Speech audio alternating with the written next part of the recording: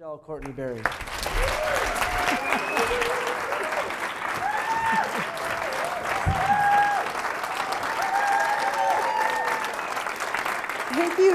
Thank you.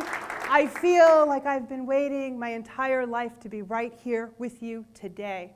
So I talk about heart-based communication and managing stress through change, and you hear the long bio, which I believe might be impressive, but when you learn that I'm a type A personality and a control freak, and I'm trying to be in recovery from those things and a perfectionist, you might see that I drove myself almost to complete distraction because what I wanted to do was to succeed. So I also want to talk a little bit about all the ways that I have been faking it, right? I would tell people, go out there, lead with your heart, de-stress, capture joy, seize your beauty. And then I would go back to my apartment and I would be horribly depressed.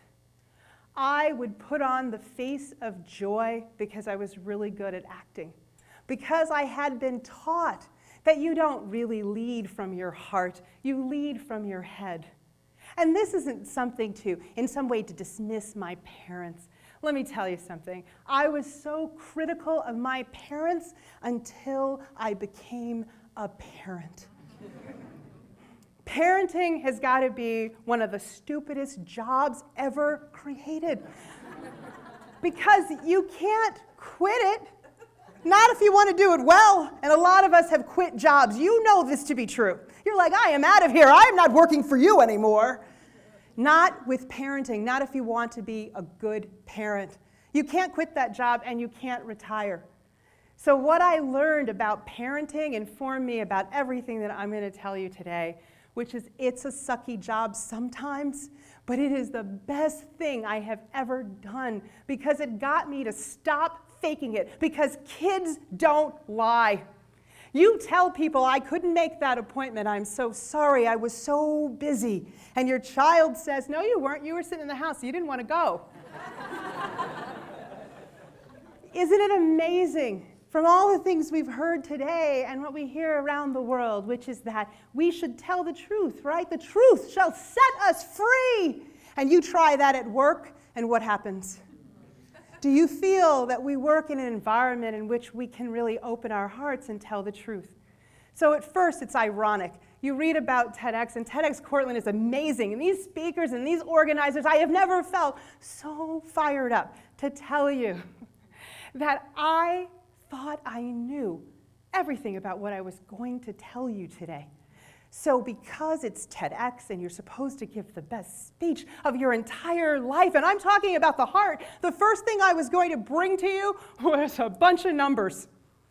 I was going to prove to you that working from the heart is valid and real. And then I thought, do I really have to prove anything to you? I am speaking to you. Something good has already happened. But because we are in this lifelong battle between the head and the heart, I have to reflect back now to some of my time in the arts. And I remember I played Claire in Proof. And she had this line. I'm not going to, of course, curse, but I'm just going to leave out the part and you're going to know what's there. She said, you physicists. And what's interesting is I thought, that's what's going on for me, is that so many scientists in my life, and I love them, and I'm married to an engineer, bless his soul, but I did not let him come here today. Because he's going to make me too nervous. He goes, not sure how things are going. But one of the most important things about being around scientists is that I've become more spatial in my thought, and they've actually become more artistic. But one of the things that I realize is that I used to feel like I had to prove every single thing. If I felt it in my heart, I had to prove it on paper. So we know on paper that we've never been more stressed than ever before, and we've looked at statistics, and we've heard that today. So yes, I went to graduate school. Yes, I thought it was very important to please scientists, so I would use a form of statistics that nobody cares about. I will proudly tell you I used multiple regression analysis, a form of statistics, to study my data. I thought as a black woman it would be very impressive to show you that I'm not afraid of math and that I did this really complicated thing. Well, okay, a couple things. I should have used qualitative because that would have been a better way to evaluate my data about why New York State residents were either healthy or not healthy. But I lost years off my entire life trying to prove the science of why people do what they do when I could have just observed them and given the same responses. So yes, multiple regression analysis aside, I'm not bitter. What I want to tell you is this. I learned that when people were in high degrees of stress and trauma, and these were New York State residents, and I was able to generalize this to the population because I had enough statistically significant responses. I learned that the people who were most resilient to unmitigated stress and trauma, people who bounce back from seemingly impossible things that you just don't bounce back from, seem to be hardwired with the type of resiliency that I didn't understand. Because I was faking it, and they really were getting well. So I looked at what are the variables which best predict how people recover, and why do some people spiral into pits of despair and never come out of that hole again? And there were some factors. I looked at race, class, socioeconomic status, media use, neighborhood group participation, income. The variable, the surprising variable, and yes, I am saying the surprising variable out of all of this was that neighborhood group participation beat every other variable hands down. But we still put a lot of money into some rap songs that went on TV so we could reach the people in the urban areas. Right? You can laugh at all this stuff, it's good. But I was like, I have this research. And then I realized we talk to each other, so I'm in an obscure journal somewhere talking about this. So I had to bring these findings to the people. And I had to say to them, it's really about community participation. It's really about community connection. It's really about telling your stories. People trust you when you are affiliated with the organizations that they care about. So affinity groups, places of worship, and clubs rose above everything. And people got great health information there. And they were able to really change their lives and take good care of themselves. Well, this was many years ago when I was in graduate school. So I flash forward to the now, right? And I think, okay, so it's the now. How are we doing with neighborhood groups? How do we feel as a people about our places of worship? How do we feel about our organizations and how they handle our money? And what I look at now is we have not been held up in the way that we need to be held up. We have been let down by people, institutions, organizations, and authority figures that we are supposed to trust. They have violated our essential and basic trust. And then we call people ambivalent? No, they tried and they came and you didn't listen and you hurt them. So that's why they're stressed. So unmitigated stress and trauma, high medical health care bills that we can't take care of, that we can't pay, I'm now deciding to call all that heartbreak.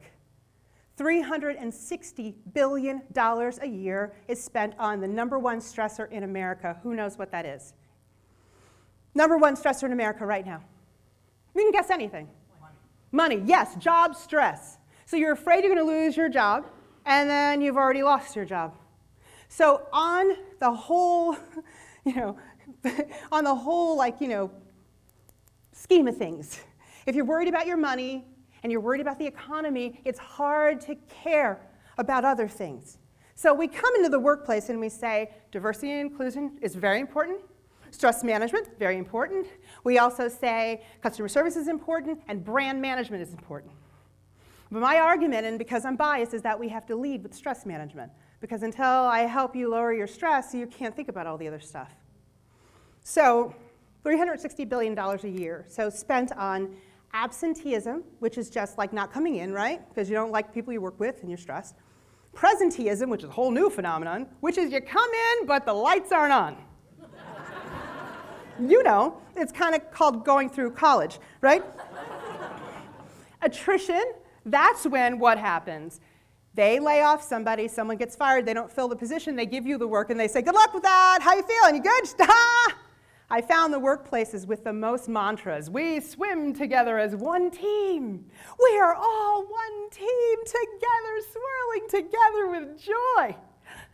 I found those organizations, I just go in right now, the more posters and mantras, the more pissed off people are. You don't have to tell me I'm happy, I show it. So we are trying to do a disconnect between people and profits. We're going to treat people poorly. We're going to say you can't tweet about us. We're going to take away your Twitter account if you say something bad. Then we're going to say, what happened to our profits? But yet, the stress on the job has created so many healthcare costs. So many accidents are due to stress at work.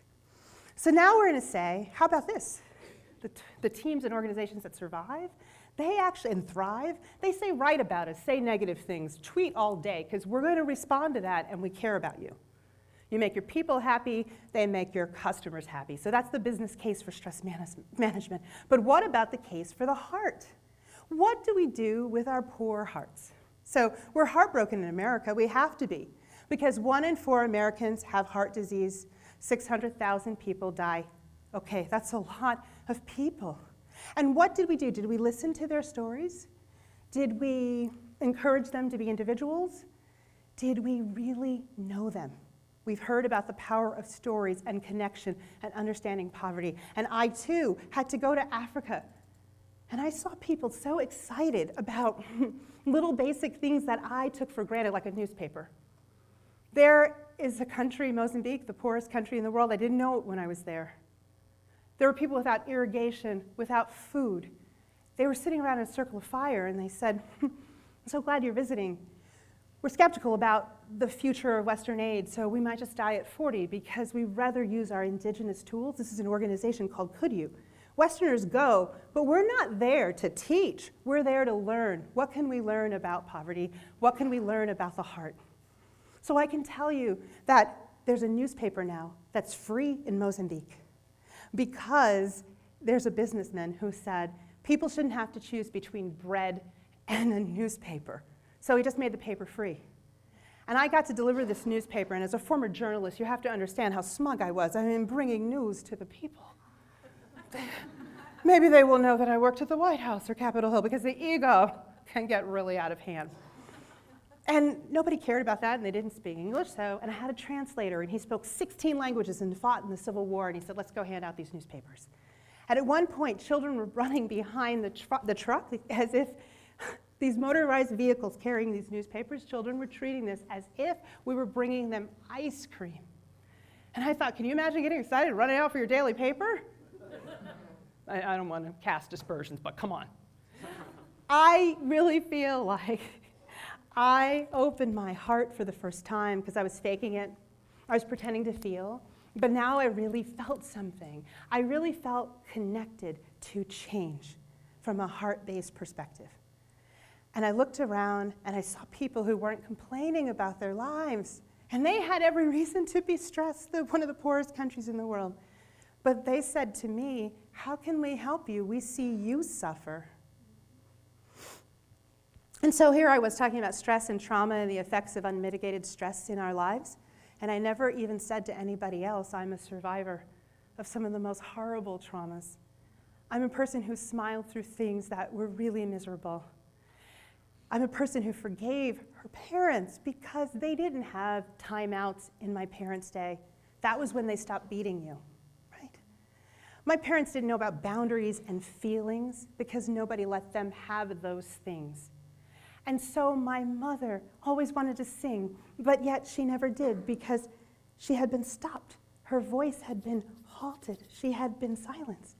My father drowned himself in alcohol. My parents did the very best they could because no one treated their stress and trauma. There was no place to go for help. So I thought I had all these resources. So now I need to be honest and tell leaders because I'm not scared of authority. I'm not scared of power. I feel powerful. I feel all authority like myself. And I wish I were more like Peppermint Patty, but I'm Lucy. I really am. I've been giving unsolicited advice and pretending to be a therapist and charging for it for a really long time. And I'm not a therapist, but I play one on TV. And I think we should all be in therapy at some point in our lives, and I think that should be a screening thing. When you meet people, it should be like, how much therapy have you had and are you in now? Because we can go, I'm trying to destigmatize mental health issues. I'm trying to destigmatize depression. I'm trying to share with you that I'm a survivor. And I'm not embarrassed or ashamed about anything that happened to me. And I also want to say to these leaders, and I do, we're not our thoughts. We just think we are. It's so important to us to feel that we are so smart. We're so smart, and we have ignored our heart. Why do we ignore our hearts? Well, okay, it got us in a little bit of trouble at some point in time, right? And then we shut it down and we don't feel it anymore. So leaders who drive change connect their hearts and their heads, and they tie their hearts to their organization's mission. So now you're hooked into that organization because it reflects your values, and you reflect the values of the organization, and that's what makes money. If people want the business case for stress management and quality communications, that's what will do it. And so with all of these facts and figures and numbers, if we could just remember that people are heartbroken and they long for their stories. So I can tell you I'm a critical incident stress debriefer. I can tell you all these things. But if I tell you that I grew up in the log cabin my father built, where the land sloped down and tree frogs spelt strange music, where my father tilled potatoes and my mother killed snakes, where I sang to salamanders that lived beneath my window, and I watched these thunderstorms unafraid. You see, the cabin was made of knotty pine wood that glowed, my father's rifles on one wall, my mother's carved glass mirrors from Manhattan on another, and a crystal chandelier hanging between them. This is the cabin where my mother would sit for hours. I'd see her thumbing through catalogs, bending the pages back, tearing them out. She talked about tearing out walls to make space for rooms my father never allowed. And my room was this closet of space when the hurricanes would rage and his anger would go all through the house. And I would shiver in my room, startled. Then the storms would stop, and the television would stop screaming behind my bed. So many times I fell asleep like this in a butterfly of yellow curtains, imaginary places where I lay dreaming, where I lay singing, just like my mother. So what do we learn? That's my story. I told you that. That's what we have to ask people. What's your story? Not what do you do? What's your story? What's your story? What makes you sing? And then we have to do what our mother or our father couldn't do, is just sing in public or play these improv games, right? To pull us all together. And so sometimes I think back to that fire in Africa where I sat around in the circle and they said, sing a song from your home or sing something that you know. And I just remember this tune, you know, it was something like, won't you help to sing these songs of freedom? You can sing if you want. Is all I ever heard, redemption songs, redemption songs. So isn't the heart about redemption? Isn't connection about feeling? So never let anybody, again, tell you can't tell your story, you can't sing, you can't get up and do what people are scared to do, right? This is the thing that people are most frightened of, this public speaking thing. People would rather blow up in some sort of explosion than get up here and do this. And I thought the same thing. I thought, I'm never going to go on. Oh, everybody said that already. I'm really nervous. It's got to be good. It's supposed to be about stress, and I'm very stressed. I'm very stressed. And then I thought, I'm talking to you from the heart, and I'm going to say 3 things to you. I love you. You're fine just the way you are. You have no need for self-improvement. If we heard those things as a child, there'd be no violence in the workplace, aggression, and war. But we're loved conditionally by almost everybody, and worst of all, we don't really love ourselves. If you asked me just a few moments ago, it feels, if I really loved myself, I'd tell you how well I can love you and take care of you. When I met my husband, he said, let's just get married. You seem like such a cool person. Your heart's so open. And I was like, what is wrong with this person? And he's a garlic farmer and an engineer. What am I going to do with him? And very white, like the whitest person in America. And little dance move. I was like, ooh. And I have had my black card pulled so many times. I was like, this man is going to really make me lose my black card. And people try to pull your black card. But some people have said, respond as a woman, respond as a black person, but don't do it together. And that's the whole point, right? I can't respond as just a woman or an African American person. I'm both. And so is your head, and so is your heart. So is your head, and so is your heart. Stop asking for permission to do things you want to do. Stop believing the mainstream if you don't agree with it. I'm a vegetarian now. I really believe in that. I am Black, it's true, and chicken is kind of like the 5th food group culturally, and I lose my Black card every time I say I don't have chicken anymore. I've had wellness people tell me that whole food isn't the way and that I should eat more meat, it's going to make me healthier. But in my heart, I know for me, that's not true. It's hard to disagree with mainstream and truth. But if more of our leaders stood up and said, that's not right, there'd be less bullying everywhere, and there'd be more love. So I say to you, good luck, right, to changing our world. I had the pleasure of meeting Maya Angelou backstage. And what you'll always know if you ever perform, anybody perform here, backstage looks a lot different than on stage. On stage, you were never sick, nothing bad ever happened, you don't hate everybody, you love the world. Backstage, you were like, I'm gonna kill somebody. And she looked like that because she waited to go on, and we thought we were doing good by her because it was in Binghamton, we brought her to the Anderson Center, and we had little dancers and children and poems and stories, and she was sitting there for like an hour, and she goes, who organized this? It's not an artist, I need to go on. She said, one day you'll want to go on, and you'll wait, and you better still be great. And then she said, don't demur. You seem a little bit like you're shy about what you want to do here. I need you to get up there, and I need you to shine because you're opening for me. I'm opening for Maya Angelou. And you can't suck. You really can't. You can't. And she goes, my knee hurts, but for you, I'm going to stand. And she was like 8 feet tall. I don't know. Her knee hurt. As a young poet, you might say, oh, I didn't want to be a person of color living in Binghamton. Well, I'll tell you one thing. When they're looking for a person of color who's a poet, and you live in Binghamton, you're going to get the job. And if you live in Atlanta and D.C., you're not. So sometimes it's okay to be in Courtland and Binghamton, I'm just saying. I'm sorry, if you were looking for a lot of mental health, I need to tell you I'm an Aquarian. My parents are both Aquarians. They conceived me unintentionally because my mother has got too much information, so the diaphragm failed. And so I was conceived in water during a blackout while my parents were in a tub in New York City, and I became an Aquarian. 2 Aquarians beget Aquarian and made me, so no chance for high degrees of mental health instability, but a lot of humor. So back to Maya. Maya was amazing, and she stood at that edge of the corner, and she said, your mother and your father did the best they could. We all did. We used to think scolding people was the way we loved them. I learn more now. I'm going to listen to what you have to say. And I said, I wrote this poem when you gave the inaugural address. I've been waiting to deliver it. She goes, then deliver. And I got off the stage, and she had her arms open, and she held me, and she said, you, my dear, are amazing. You're a poet. And I can't tell you what this did to my ego for years. I was like, yeah, I don't need any, you can't criticize my writing. Maya Angelou said, aha, I'm amazing. So there, Maya said, I met her, she held me, she's 8 feet tall, you don't know anything. But the ego has a way of tripping us up. So I'm glad that I no longer try to just talk to people. I touch them as a Reiki master and provide a Japanese form of healing that actually reduces stress.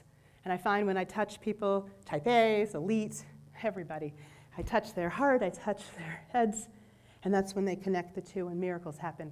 And you learn that a lot of police officers actually feel powerless. You think they go into the profession for power. A lot of them have been bullied as children. You find out that international bankers and stockbrokers that you feel have all control lay on their floor weeping because they can't control things like the stock market.